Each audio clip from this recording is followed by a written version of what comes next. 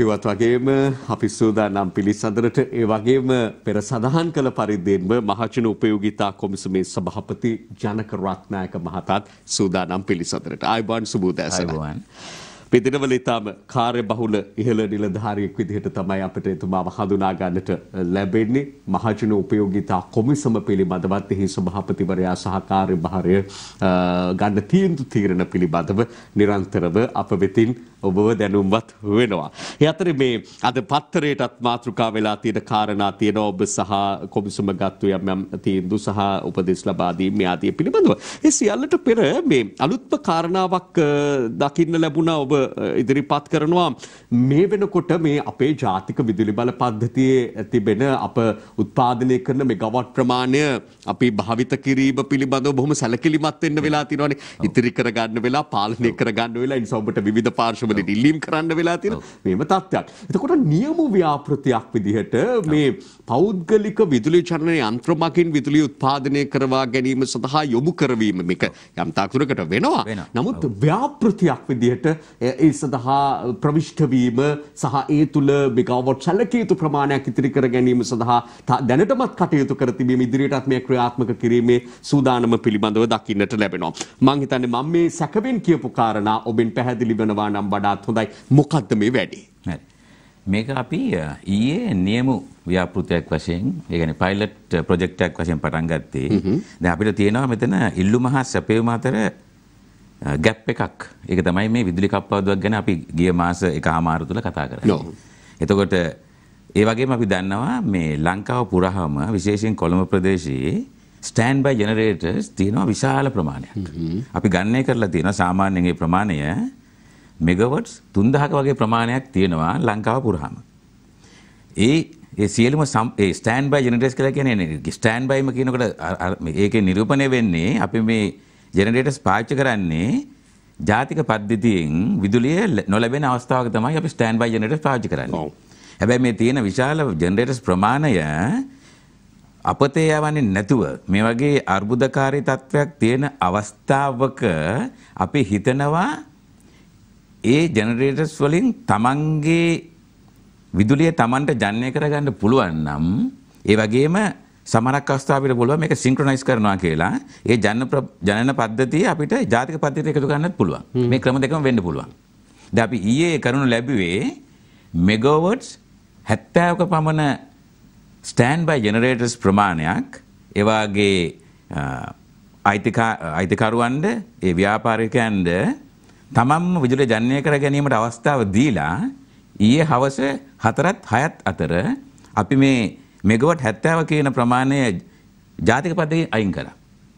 ඒ කියන්නේ දැන් අපිට මේ දැන් සියත ආයතනයේ තියෙනවා නම් එහෙම ජෙනරේටරයක් මෙගාවොට් එකක අපි කලින් දැනුම්දීමක් කරා ඔබගේ ජනන යන්ත්‍රය අද 4ත් 6ත් අතර පාවිච්චි කරලා තමන්ගේ කාර්යන් කරගන්න කිව්වහම අපිට ජාතික පද්ධතියෙන් සියත ආයතනයේට විදුලිය දීමක් සිදු වෙන්නේ නැහැ. ඒතර අපිට විදුලිය ඉතිරි කර ගැනීමක් කරන්න පුළුවන්. ඊයේ අපි මේ වගේ විශාල ප්‍රමාණයකට කිව්වා මෙගාවොට් 70ක් දක්වා තියෙන ජනන යන්ත්‍ර තමන්ගේ පාවිච්චි සඳහා පාවිච්චි කරන්න කියලා. ඒ අනුව ජාතික පද්ධතියේ ධාරිතාවය අපි අඩු කරන්න බලනවා. මේ ප්‍රමාණය අපි අද බලනවා මෙගාවොට් 150ක් දක්වා වර්ධනය කරගන්න. අපේ බලාපොරොත්තුව තමයි මේ ප්‍රශ්නය දැන් අපිට තියෙන ප්‍රශ්නය ජල හිගිය නිසා විදුලිය නිපදවා ගැනීමට අපහසු වෙනවා. ඒතර අපි කතා කරනවා මේ විදුලි බල මණ්ඩලයට මුදල් නැහැ කියලා කියනවා Tamanට අවශ්‍ය තෙල් ලබාගෙන විදුලි ජනන යන්ත්‍ර දැන් අපි දන්නවා කීපයක් අක්‍රිය වෙලා තියෙනවා. ඉතින් ඒ తত্ত্বය මතදී අපි හිතනවා විදුලි කප්පාදුවකින් තොරව අපිට ඉදිරියට යන්න ඕන නම් මේ වගේ ඕල්ටර්නේටිව්ස් මේ වගේ මේ ලංකා පුරා විසිරී පැතිරී තියෙන මේ අයිඩල් වෙන මේ සම්පත් ප්‍රමාණය නිරපරාධේ පැත්තකින් තියලා තියෙන එක ජාතික පද්ධතියට අරගෙන එහෙම නැත්නම් තමන්ගේ අවශ්‍යතාවය සපුරාගෙන මේ ඇති වෙන හිගය කළමනාකරණය කරගෙන දීර්ඝකාලීන විදුලි කප්පාදුවකට තොරව ඉදිරියට යෑමේ හැකියාවක් අපිට තියෙනවා. ඒක තමයි අපි කරේ. අපි හිතනවා මේ තත්ත්වය තව වර්ධනය කරගෙන ලබන සමානයනකොට අපිට මෙගාවොට්ස් 300ක් 400 ප්‍රමාණයක් ලබා ගන්න පුළුවන් නම් අපි දැනටමත් හඳුනාගෙන තියෙන්නේ මේවා. අපි අවශ්‍ය කටයුතු කරන CB එකත් එක්ක අවශ්‍ය කටයුතු කරනවා. එහෙම වුණොත් එහෙම අපේ ජාතික පද්ධතියේ ධාරිතාවය අඩු කරගෙන ඒ ඇති වෙන හිගය කළමනාකරණය කරගෙන විදුලි කප්පාදුකෙන් තොරව යෑමේ ඒකායන අරමුණ තමයි තියෙන්නේ. අපි දන්නවා දැන් පහුගිය මාස එකහමාර ඇතුළත අපි විශාල මහජන උපේතා කොමිසම විශාල පරිශ්‍රමයක් විශාල අවධානයක් යොමු කරලා විදුලිය කැපීම අවම කිරීමට සීලම කටයුතු කරා. ඒ වගේම බලාපොරොත්තු වෙනවා ඊළඟ වර්ෂාව ලැබෙනකන් අප්‍රේල් අග සතිය හරි මයි මුල හරි මේ තත්වය කළමනාකරණය කරගෙන මහජනතාව අපහසුතාවයට පත් නොකර අපිට මේ කාර්යය කරගෙන යෑමේ හැකියාවක් තියෙනවා කියන තමයි මහජන උපේතා කොමිසමේ විශ්වාසය. කොහොමද කප්පාදු නොකර කළමනාකරණය කරගන්න එක වෙනම කතා කරන්න ඕන කාරණා. නමුත් දැන් ඔබගේ මේ පැහැදිලි කිරීමත් එක්ක එක හොඳ විකල්පයක් විදිහට ඔබේ පැහැදිලි කිරීමෙන් අපට පැහැදිලි වෙනවා. නමුත් ඒ සඳහා වැයවන පිරිවැය දැන් මේ වෙනකොට එක පැත්තකින් තෙල් ප්‍රශ්නයක් තියෙනවා.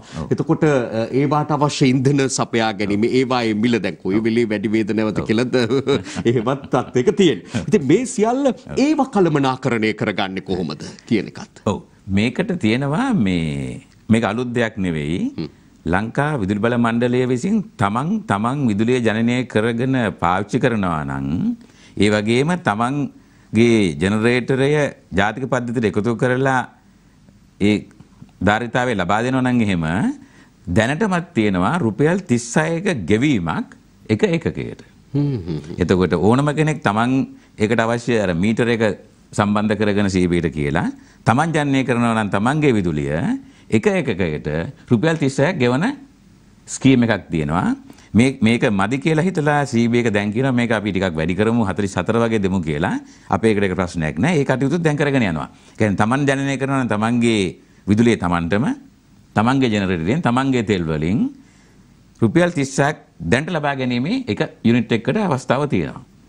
ඊටත් අමතරව දැන් අපි දන්නවා අපි කතා කරන්නේ අපිට මේ තෙල් නැහැ කියලා. තෙල් නැහැ. එවනට අපේ වාහන වලට මම හිතන්නේ තෙල් දැන්ට තියෙනවා. ඒ වගේම මෙතන මූලික ප්‍රශ්නේ තියෙන්නේ ලංකා විදුලි බල මණ්ඩලයට තියෙන මූල්‍ය ප්‍රශ්නයක්. ඔව්. මේ මූල්‍ය ප්‍රශ්නට අපි පොඩ්ඩක් පස්සේ යමු. ඔව්. එතකොට මේ මූල්‍ය ප්‍රශ්නය නිසා තෙල් සංචිත ලබා ගැනීමේ අර්බුදයකට මුහුණ පාලා තියෙන්නේ. මොකද තෙල් සංස්ථාවට හැමදාම මේක මේ මුදල් නැතුව ලබා දීමේ අපහසුතාවය මෙතන තියෙනවා. මොකද මේ ආයතන දෙකම ලොකු විශාල ආයතන දෙකක්. මේ දෙකම ආරක්ෂා කර ගැනීමට විදුලි බල මණ්ඩලයේ තමයි මුදල් ගෙවලා පෙට්‍රෝලියම් කෝපරේෂන් එකෙන් ගන්න ඕන. දැන් මුදල් නැති වුනහම තෙල් අකණ්ඩව ලබා ගැනීමේ ප්‍රශ්නයක් තියෙනවා. ඒ ප්‍රශ්නේ නිසා තමයි සමහර ජෙනරේටර්ස් ලොකු පද්ධතිය දැන් මේ අවස්ථාවේ අක්‍රිය වෙලා තියෙන්නේ තෙල් ලබා ගැනීම අපහසු නිසා. ඒකට මම හිතනවා පුද්ගලික අංශයට අපිට පුළුවන් තමන්ට අවශ්‍ය ලීටර් ප්‍රමාණය ලබා ගන්න. මොකද ලොකු කතා කරන්නේ මහා පරිමාණයෙන් නෙවෙයි. ඒ අපිට අවශ්‍ය සංචිත ප්‍රමාණය තියෙනවා. මෙතන දැන්ට තියෙන ප්‍රශ්නේ විදුලි බල මණ්ඩලයට මුදල් නැමැතිකම. ඒ නිසා තෙල් නැහැ. ඒ නිසා ජෙනරේටර්ස් වැඩ කරන්නේ නැහැ. ඔව්. ඔය විදුලි බල මණ්ඩලයට මුදල් නොමැතිකම විදුලි බල මණ්ඩලයේ මූල්‍ය අර්බුදයකට ලක් වෙන්න මේ බිල් වලට පොළු තැබීම නැත්නම් හිඟ බිල්පත් කියන කාරණාවේ තියෙන බලපෑම කොච්චරද? දැන් කෝටි 5000ක හිඟ බිල් තියෙනවා කියලා අද මේ ඔබතුමාලා උපුටා දක්වීමේ වාර්තාවක් තියෙනවා. මෙන්න මෙහෙම එකකුත් දිවෙන්නේ මාස 3ක් ඇතුළත විදුලි බිල නොගෙවුවොත් අධිභාරයක් ලංවීමට හා ලෙකොට කොමිසමෙන් අවසර දුන්නා කියලා අධිභාරයක් පනවන්න. ඒ බලපෑම කොච්චරක්ද? කොහොමද? බලපෑම කියන්නේ මෙහෙමයි. දැන් මම දැන් හැමදාම කියනවා අපි විදුලිය පාවිච්චි කරනකොට අපිට වගකීමක් තියෙනවා විදුලි බිල ගෙවන්න.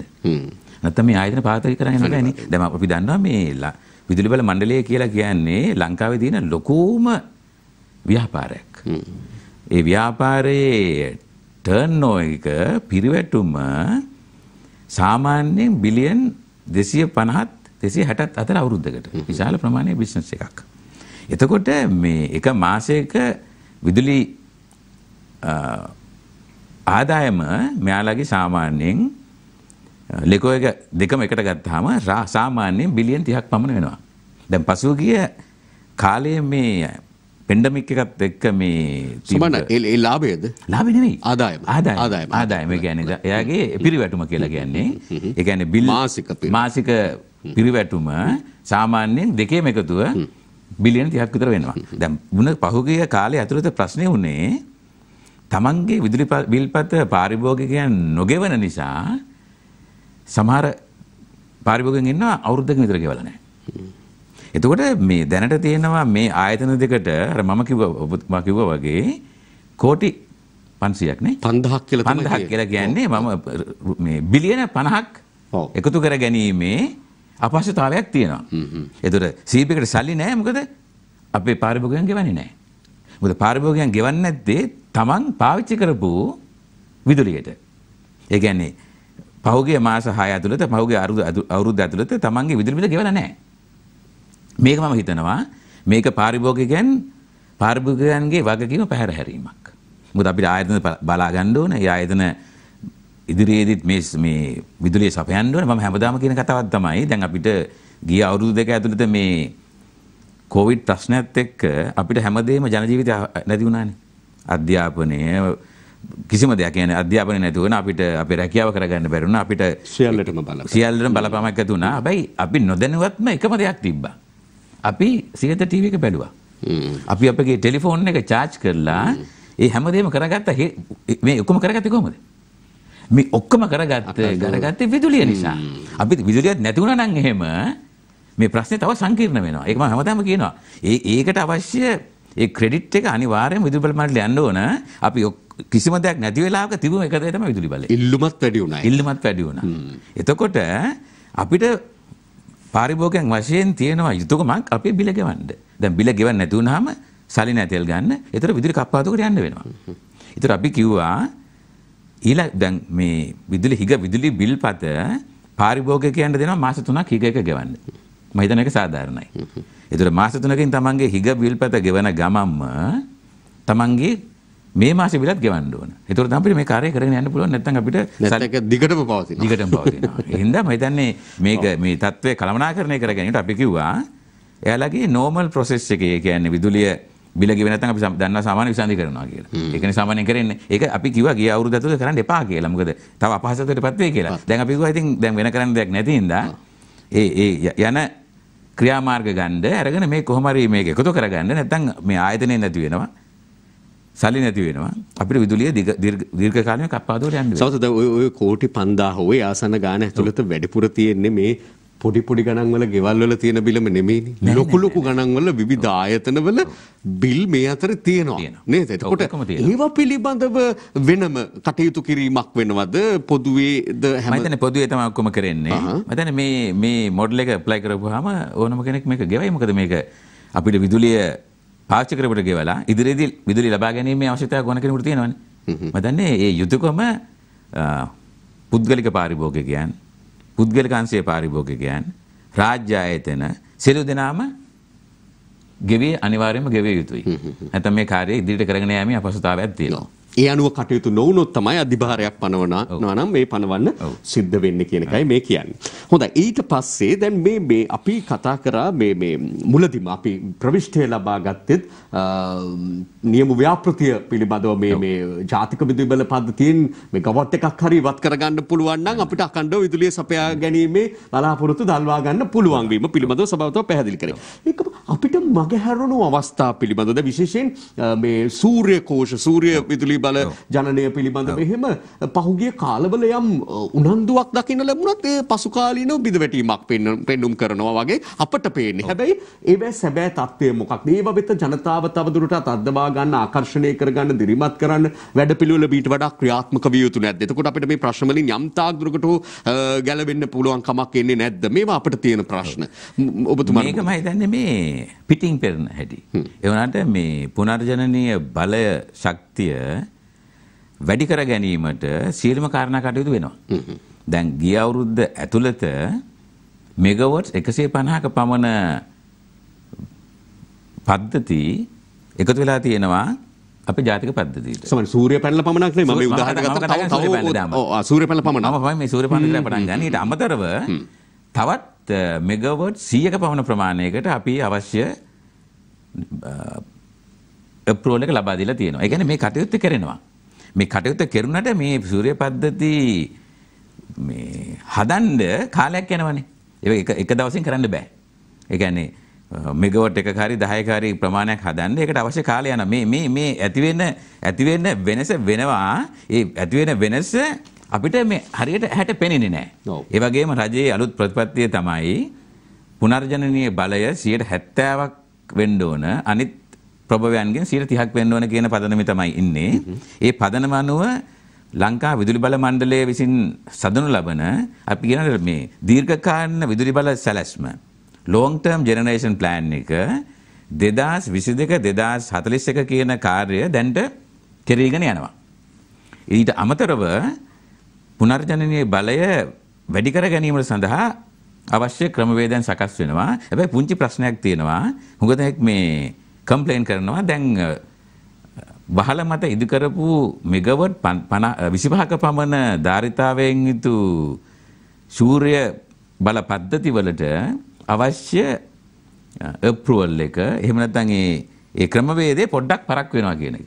ඒක තියෙන කම්ප්ලේන් එකක්. ඒකට අපි අවශ්‍ය පියවර ගත්තා. මීට සුමාන දෙකකට කලින් අපි අදාළ CB එකටයි අදාළ ආයතන වලට දැන්නුවා. මේ කාර්ය ඉක්මන් කරලා මේ තියෙන මේ අවස්ථාවේ මේ 20 මෙගාවට් 25ක් එනවා කියලා කියන්නේ මම දැන් ලොකු දෙයක් නේ. ඒකත් මේ පද්ධතියට ඉක්මනින්ම දාගන්න කියන එක අපි දැන්ටමත් අපි දන්වලා තියෙන්නේ. මම දැන් මේ කටයුතු ඉක්මනින් කරේ කියන අදහසක් අපේ තියෙනවා. හොඳයි මේ විරාමයකට යනකොට ඊට පෙර අවසාන කාරණා මම මේ ඔබෙන් අහන්න පහුගිය කාලවල නිරන්තරව කියවිච්ච මේ විදුලි කප්පාදුවට යන්න සිදු වෙච්ච හැම අවස්ථාවකදී වගේම කියවිච්ච එකක් තමයි නිසි කලට බලාගාර ඉදි නොකිරීමට කටයුතු කිරීම නැත්නම් බලාගාර ඉදි කරන්න කටයුතු නොකිරීම මේට දැඩි ලෙස බලපෑවක් කියලා. දේශපාලන භූමිකාවක් නෙමෙයි ඔබ නියෝජනය කරන කොමිසමේ සභාපතිවරයා. ඒ සමහරවිට දේශපාලන නියෝජිතයෝ කියන කතාව අපිට දේශපාලනිකයි කියන්න පුළුවන්. මම ඒකයි ඔබෙන් අහන්නේ ස්වාධීන අදහසක් මේ පිළිබඳ මේ කතාව 100%ක් ඇත්තද මේකද ප්‍රබලම ප්‍රධානම හේතුව? මේක තමයි ප්‍රබලම හේතුව.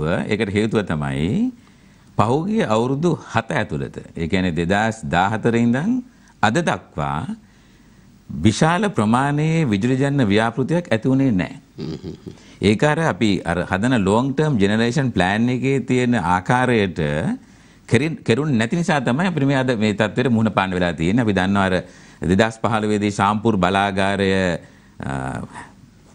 නැවැත්වීමට එක රාත්‍රියකදී දේශපාලන අධිකාරිය විසින් තීරණයක් ගන්නු ලැබුවා. එතන මෙගාවට් 500ක වන ප්‍රමාණයක්. අද අපිට මේ මෙගාවට් 500 තිබ්බනම් එහෙම අපි අද මේ කතා කරන විදුලි බල කැපීම පිළිබඳ ප්‍රශ්න එන්නේ නැහැ. ඒ වගේ එක බලපෑම් නිසා පහුගිය අවුරුදු කීපය තුළ විශාල ප්‍රමාණයේ විදුලි පද්ධතියට ජාතික පද්ධතියට එකතු නොවීමේ ප්‍රතිඵලයක් තමයි අපි අද විඳින්නේ. ඒ නිසා තමයි අපිට කතා කරන්න වෙලා තියෙන්නේ විදුලිය අද කපනවාද හෙට කපනවාද ඊළඟ මාස දෙකේ කපනවාද කියන ප්‍රශ්නට යන්න වෙලා තියෙන්නේ මේ වගේ විශාල ප්‍රමාණයේ ව්‍යාපෘති නැතිවීම. නමුත් අපි ඒකෙන් ඒ පාඩම් ඉගෙනගෙන අඩුතරමේ දැන්වත් මේ ව්‍යාපෘති කරන්න පටන්ගෙන ඊළඟ අවුරුදු 2-3 ඇතුළත ඒ ව්‍යාපෘති ඉවර කරලා තව අවුරුදු 3-4කින් විදුලිය කැපීමක් නැති වෙයි කියන තත්ත්වයට යෑමේ විශාල අවශ්‍යතාවයක් තියෙනවා. හොඳයි. අපි එහිත් යම් දිගුවක් තියෙනවා. විරාමයෙන් පස්සේ කතා කරමු මහජන උපයෝගිතා කොමිසමේ සභාපතිතුමන් එක්කයි ආපු මේ සාකච්ඡා කරමින් රැඳී ඉන්න දිගට.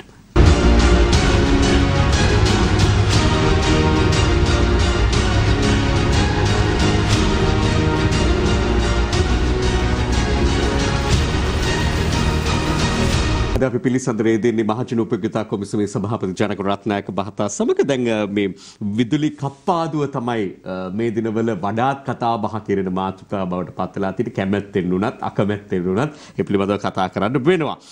දැන් මේ තව එකක් තියෙනවා සභාපතිතුමා දැන් නිරන්තරව මම දැක්කා මේ ඔබතුමන්ලත් මේ පිළිබඳව දැනුම්පත් කරනවා.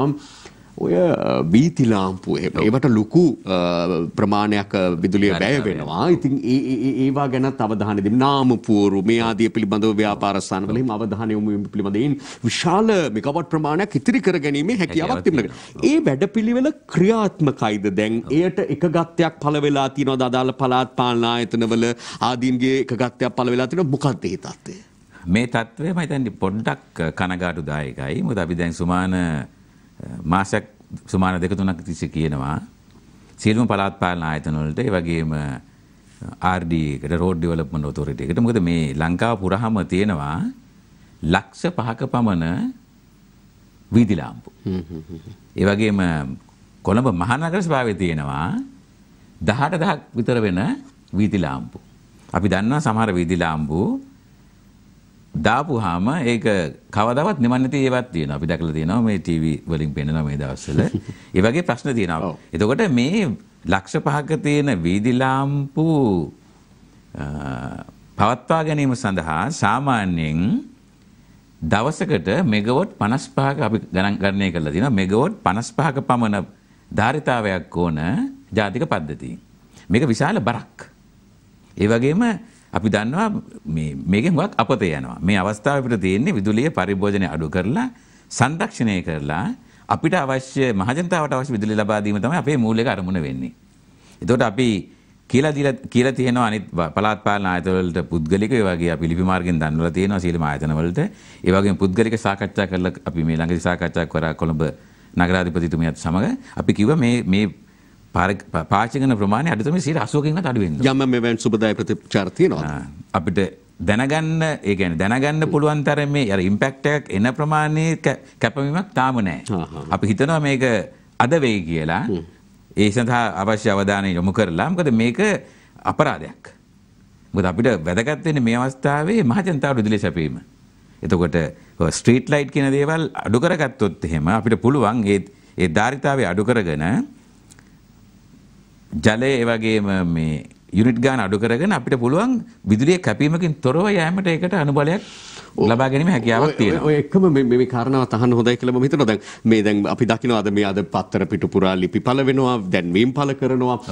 යම් පැයවල අපි විදුලිය ඉතිරි කර ගැනීම පිළිබඳව උපදෙස් ලබා දීමක් ඔබ විසින් සිදු කරන මහජනතාවට. ඕවා බලන කෙනෙකුට හිතෙන්න පුළුවන් අපි මේ කාටද ඉතුරු කරන්නේ? අපි මේ අපිට ආණ්ඩුව දෙන්න ඕනේ විදුලිය දෙන්න ඕනේ. අපි කොටද කවුරුත් විදුලිය ඉතුරු කරන්නේ? කවුරු වෙනුවෙන්ද මේ කරන්න ඕනේ කියලා සමහර කෙනෙක්ට හිතෙන්න පුළුවන්. කවුරු වෙනුවෙන්ද ඇත්තටම අපි මෙහෙම කරන්න ඕනේ? මේක අපි කරන්නේ අපි වෙනුවෙන්. අපිට මේක තේරෙන්නේ නැහැ. මොකද අපි හැම වෙලෙම බලන්නේ අනිත් එක්කන නොකරන දේනේ. මම කියන්නේ මේක අපි කරන්න ඕනේ ඉස්සෙල්ලා. දැන් විදුලිය කප්පාදුවකට ගියොත් එහෙම මේක මේ අනිත් කෙනාට බලපාන දෙයක් නෙවෙයි. විදුලිය නැති වෙන්නේ අපිට. ඔයාටයි මටයි අපි ඔක්කොම මේකේ කොටස්කාරයෝ. අපිට ඒක තේරෙන්නේ නැහැ. අපි කිව්වහම විදුලි පරිභෝජනය අඩු කරන්න ඒකට අවශ්‍ය සහයෝගය දෙන්න කිව්වහම අපි ඒ ගැන විශාල උනන්දුවක් නොදා අපි කියනවා පාරේ තියෙන ලයිට් එක අඩු කරන්න. නැත්නම් අලුප ගෙදර කෙනාගේ තියෙන ලයිට් වැඩියෙන් දාලා අපි අපෙන් කරන්න ඕන යුතුයකම කිරනවා නම් එහෙම හැමදෙනාම මේක කරනකොට අපිට අවශ්‍ය ඉලක්කයට යන්න පුළුවන්. දැන් අපි විශාල මහජන විපතා කොමිසම විශාල කැපවීමක් කරලා විශාල උනන්දුවකින් අපි කියනවා විදුලි පරිභෝජනය අඩු කරන්න. අපි මේ අනිත් එක මේකේ මිලියන් ගණක් වියදම් කරනවා මේ සෝෂල් මීඩියා කැම්පේන් කරන්න, ඇඩ්වර්ටයිස්මන්ට් කැම්පේන් කරන්න. ඊට අමතරව අපි මම හිතන්නේ දකින්න ඇති මම දැන් සුමාන 2-3ක් තිස්සේ වැඩියෙන් ඉන්නේ මීඩියා එකේ. මට ඕන මේ කරුණ මහජනතාවට එත්තු ගන්වලා මේ අවශ්‍ය විදුලිය පරිභෝජනය අඩු කිරීමේ ඒකාන අරමුණ විතරයි මට තියෙන්නේ. මොකද මේක කරගත්තේ නැත්නම් එහෙම මහජන උපදා කොමිසමට සිදු වෙනවා ඉදිරියේ නුදුරු දිනයකදී ලංකා විදුලි බඩ මණ්ඩලයේ ඉල්ලන විදුලි කප්පාදුකට යන්න. එහෙම ගියොත් එහෙම මේ කිසිම ප්‍රශ්නයක් නැහැ. පැය 2-3ක් විදුලිය කපයි. එතකොට අපි ප්‍රශ්නේ ව්‍යාකූල වෙලා ඒ කරන්න දෙයක් නැති වෙනවා. ඉදිරි මාස කිහිපේ කප්පාදු කරන්නේ නැතුව කප්පාදුවකට නොය කළමනාකරණය කරගන්න තියෙන වැඩපිළිවෙල මොකක්ද? කළමනාකරණය කරගන්න පුළුවන්. අපි විශ්වාස කරනවා මේක කළමනාකරණය කර ගැනීම හැකියාවක් තියෙනවා කියලා. ඒ අනුව තමයි අපි ඊයේ මේ පයිලට් ඒ මූලික පියවර ගත්තේ. අපි කිව්වා ජෙනරේටර්ස් හුඟක් ලංකාවේ විශාල ප්‍රමාණයක් තියෙනවා. ඒවා Tamanda ජනනය කරගන්න පුළුවන්. ඒ කට්ටිය පද්ධතියෙන් අයින් කරලා පද්ධතියේ ධාරිතාවය අඩු කරගත්තා. ඒ වගේම බලාපොරොත්තු වෙනවා අපි දැන් වතුර කළමනාකරණය කර ගැනීමේ ප්‍රශ්නයක් තියෙනවා. ඉදිරි මාස දෙකේ කොහොමද මේ කරන්නේ කියලා. ඒකට අවශ්‍ය පියවර අරගෙන ඉන්නවා. ඒ වගේම මම මේ හොඳ සාකච්ඡාවක් පැවැත්වුවා ඉරිගේෂන් ඩිපාර්ට්මන්ට් එකේ වෝටර් මැනේජ්මන්ට් මේ කමිටු එකේ ඉන්න අධ්‍යක්ෂකතුමත් එක්ක ඊයේ. ඒතර අපි බලාපොරොත්තු වෙන ඒ කමිටු වෝටර් මැනේජ්මන්ට් කමිටු එක අවශ්‍ය සහයෝගය CBකට ලබා දෙයි කියලා. මොකද ඒ ඉරිගේෂන් ඩිපාර්ට්මන්ට් එකේ තියෙන රිසර්වර්ස් වල වතුර ඇති වෙන්න තියෙනවා. හැබැයි අනිත් වතුර ජලාශ වල ජනනය කරන ප්‍රමාණය වැඩි. ඒ ප්‍රමාණය අපි අඩු කරගන්න ඕන. මොකද අපිට වතුර අනිවාර්යයෙන්ම වතුර ජල මූලාශ්‍ර වලින් කරන ජනනය ඊටාම වැදගත් වෙනවා. මොකද මේ බැලන්ස් එකක් තියෙන්න ඕන. වෙනත් රටවලින් එහෙම අපිට ගන්න පුළුවන් පූර්වාදර්ශයම තියනවාද මේ පිළිබඳව? මේ විදුලි කළමනාකරණය. විදුලි කළමනාකරණය කියන එක දැන් අපි බැලුවොත් එහෙම ඉතා දියුණු රටවල ඇමරිකාව එංගලන්තය වගේ විදුලිය භාවිතය අඩු කරගෙන තමන්ගේ වියදම අඩු කරගන්නේ කියන තත්ත්වයට පවා විදුලිය සපයන ආයතන නිර්දේශ නිකුත් කරනවා. අපි ඒ තත්ත්වෙ මෙහි දකින්නේ නැහැ. මම හිතන්නේ ලංකා විදුලි බල මණ්ඩලයයි ලෙකෝ ආයතනයයි ඒකට අවශ්‍ය පියවර ගත යුතුයි. කොහොමද විදුලිය අඩුවෙන් පරිභෝජනය කරලා අඩුවෙන් පරිභෝජනය කරන්නේ හොඳයිනේ. තමන්ගේ බිලත් අඩු වෙනවනේ. පැහැදිලිව. ඔව්. ඒ නිසා මේ ක්‍රියාමාර්ග සියල්ලටම යන්න ඕන. එතකොට තමයි අපිට පුළුවන් මේක කළමනාකරණය කරගෙන ඊළඟ වැසි එනකන් මැයි මාසේ මේ තත්ත්වය කළමනාකරණය කරගෙන විදුලි කප්පාදුකෙන් තොරව ජීවිතය ගත කිරීමේ හැකියාව තියෙනවා. ඒක ටිකක් අමාරුයි. අපි හැමදාම විශාල පරිශ්‍රමයක් දරනවා මේක කොහොම හරි කරගන්න ඕන කියලා. අපිට විශ්වාසයක් තියෙනවා. විශාල කප්පාදුකෙන් තොරව අපිට මේ ප්‍රශ්නේ නිරාකරණය කරගැනීමේ හැකියාවක් තියෙන බව. බිල විතරකුත් නෙමෙයි තව වාසි තියෙනවා. ඒ අදාළ උපාංගවල ජීවක ආයු කාලය වැඩි වෙනවා. විදුලි බුබුලු වල ආයු කාලය වැඩි කරගන්න පුළුවන්. එහෙම වාසිත් අපිට තියෙනවා නේද? සමතුවා. හොඳයි. අවසාන වශයෙන් අපිට දැන් මේ නිමා කරන්න කාලය ඇවිල්ලා. පහුගිය දිනවල විවිධ සංගම් විසිනුත් අපි දැක්ක පාර්ශව පෙන්වා දෙන ඔබට යෝජනා කරනවා විදුලි බල මණ්ඩලයට හදිසි මිලදී ගැනීම වලට යන්න ඉඩ දෙන්න එපා කියලා. අපි දැක්ක අවසාන වශයෙන් ඔබ තීන්දුව කරනවා. ඔබ උන්ට නිර්දේශ කරනවා හදිසි මිලදී ගැනීම වලට යන්න එපා කියලා. මේ හදිසි මිලදී ගැනීම වලින් වෙන අවඩ මොකද්ද එතකොට කියන එක අපිට ප්‍රශ්න කරනවා. හදිසි හරි අරගෙන මේක පියව ගන්න පුළුවන් නම් හොඳයිනේ. හැබැයි ඇයි එහෙම යන්න නොදී තියාගන්නේ? හේතුව මොකක්ද? හදිසි මිලදී ගැනීම කියලා කියන්නේ දැන් මම ඒකත් මම හිතන්නේ මාධ්‍යයට කිව්වා. පහුගිය අවුරුදු 5 ඇතුළත, ඒ කියන්නේ 2015යි 2020 කාලය ඇතුළත හදිසි මිලදී ගැනීම විශාල ප්‍රමාණයකට යෝජනා ඇවිල්ලා තියෙනවා. ඒ යෝජනා 90ක් පමණ ප්‍රතික්ෂේප කිරීමෙන් රජයට බිලියන් 577ක වියදමක් ඉතිරි වුණා. විශාල ප්‍රමාණයක්. ට්‍රිලියන් එකකින් භාගයකට වැඩි. ඉතින් මේ හදිසි මිලදීම් ගත්තනම් එහෙම ඒ වියදම වෙනවා රජයට. ඒ වගේම අපි දැක්ක ඒ කාලේ විදුලි කප්පාදුව තිබෙත් නැහැ. ඒ කියන්නේ මේ මිලදී ගැනීම අනවශ්‍ය දේවල්. දැන් මේ අවස්ථාවේ හදිසි මිලදී ගැනීම උවමනා නම් හදිසි මිලදී ගැනීම සඳහා ක්‍රමවේදයක් තියෙනවා. අපි කියන්නේ ගන්න එපා කියලා නෙවෙයි යන්න ක්‍රමවේදයට. ක්‍රමවේදයෙන් බලන්නේ අඩුම වියදමින් කොහොමද විදුලි ගන්න කියලා. ඒ ක්‍රියාමාර්ගයේ යනවා නම් එහෙම හදිසි මිලදී ගැනීමක් ප්‍රශ්නයක් නෑ. හැබැයි අර ලීස්ට් කොස්ට් කියන එකට අඩුම පිරිවැයකින් ඒ යන ප්‍රොසෙස් එකේ ගියාම ක්‍රියාපටිපාටියේ ගියාම විදුලි මිල ගැනීමේ ප්‍රශ්නයක් නෑ. හැබැයි හදිසියෙන් අරයාගෙන් මෙයාගෙන් විදුලිය ගන්නවා කියන එකට කොමිෂන් සභාව අවසර දෙන්නේ නෑ. හොඳයි. මහජන උපයෝගිතා කොමිසමේ පොහු කාර්යභාරයන් තිබෙන කොමිසමක්. මේ දිනවල වඩාත් කතා බහට ලක් වෙන්නේ මේ විදුලිය හා සම්බන්ධ ගැටලු මතුවලා තිබෙන නිසා, බල ශක්තිය හා සම්බන්ධ ගැටලු මතුවලා තිබෙන නිසා ඒ කෙරෙහි තමයි මුළු අවධානයම වගේ යොමු වෙන්නේ. සභාපතිවරයා නිතර අපට ප්‍රවෘත්ති තුලින් මේ හා සම්බන්ධ සාකච්ඡා තුලින් මුණ ගැසෙද්දී අද පිළිසඳරට කළ ඇරයුම පිළිගැනීම වෙනුවෙන් විශේෂ ස්තුතිවන්ත වෙන්නට ඕනි මහජන උපයෝගිතා කොමිසමේ සභාපති ජනක රත්නායක මහතා වෙත බොහෝ කරුණු පිළිබඳව අප දැනුම්වත් වුණා. ආරම්භයේදී අප ඉදිරිපත් කළ කාරණාව මේ ක්‍රියාත්මක කරන නියම වූ ව්‍යාපෘතිය පිළිබඳව සහ විදුලි ආරපිරිමැස්මෙන් භාවිත කිරීමේ වැදගත්කම පිළිබඳව අවබෝධ කරගැනීම සඳහා සහාය අපි රටේම ජනතාවගෙන් මේ වෙලාවේ මේ මෙතුමන්ලා බලාපොරොත්තු වෙනවා කියන එකත් අපි වෙනුවෙන් කියන එකත් යලිත් අවධාරණය කරමින් සමුදෙන්නේ ඔබතුමාට. ආයුබෝවන්, බොහොම ස්තුතියි.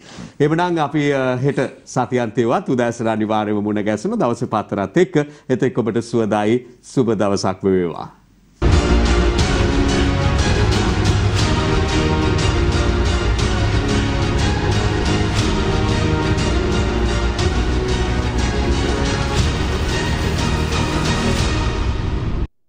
දිනපතා අලුත් වීඩියෝ සහ ප්‍රවෘත්ති නැරඹීමට ඉහත බටන් එක ක්ලික් කර සියත TV සබ්ස්ක්‍රයිබ් කරන්න.